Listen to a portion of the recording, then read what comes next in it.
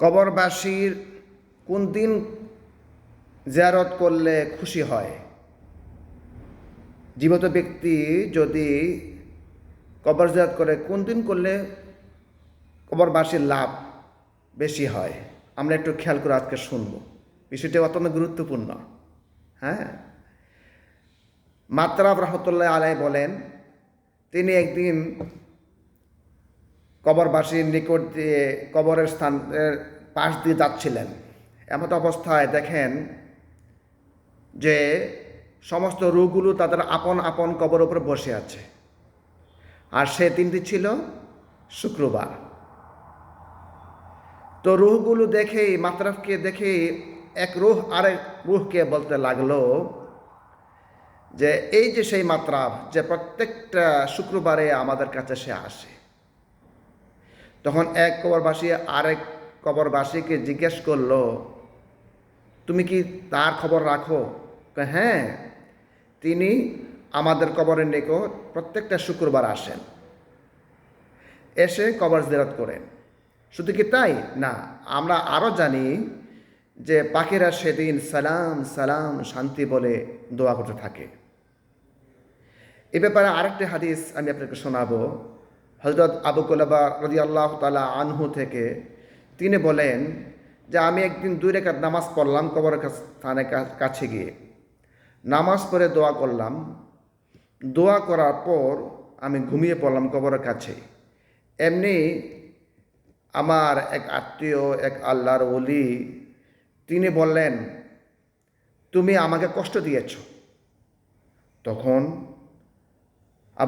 আবু কুলাবা রাদিয়াল্লাহু তাআলা আনহু বলেন, কি কষ্ট দিলাম? তিনি বললেন যে তুমি আমার কবর কাছে 2 রাকাত নামাজ পড়লে আমরা নামাজ পড়তে পারি না, আমরা কষ্ট পাই। যদি আমরা এই দুনিয়াতে থেকে নামাজ পড়ে আসতাম আরও উপকৃত হইতাম। তোমার এই 2 রাকাত নামাজ দুনিয়াতে যা কিছু আছে সব কিছু থেকে উত্তম, কিন্তু আমরা তো আমল করতে পারি না, তোমরা আমাদের খবর রাখো না। এইবার আরও বললেন ওই কবরবাসী যে তোমার এই দোয়া কারণে আমাদের নিকট বেহেশত থেকে পর্বতরাজির মতো একটা নূর এসে পৌঁছেছে।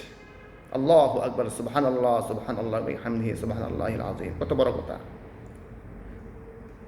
তাহলে বোঝা গেল কবরবাসীর জন্য কবর জিয়ারত করলে, দোয়া করলে তাদের কবরের মধ্যে নূর জ্যোতি এসে পৌঁছে বেহেশত থেকে।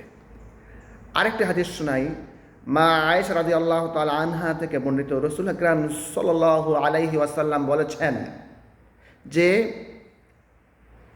তোমাদের কোনো ভাই কোনো বোন যদি মারা যায় তাহলে তার কবরের পাশে গিয়ে বসে থাকবে, কবর জিয়ারত করবে এবং তোমরা ওখানে গিয়ে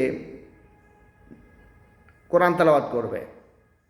যতক্ষণ পর্যন্ত তোমরা ওখানে বসে থাকবে, কোরআন তেলাওয়াত করবে, ততক্ষণ পর্যন্ত ওই কবরবাসীরা তৃপ্তি পাবে, আনন্দ পাবে।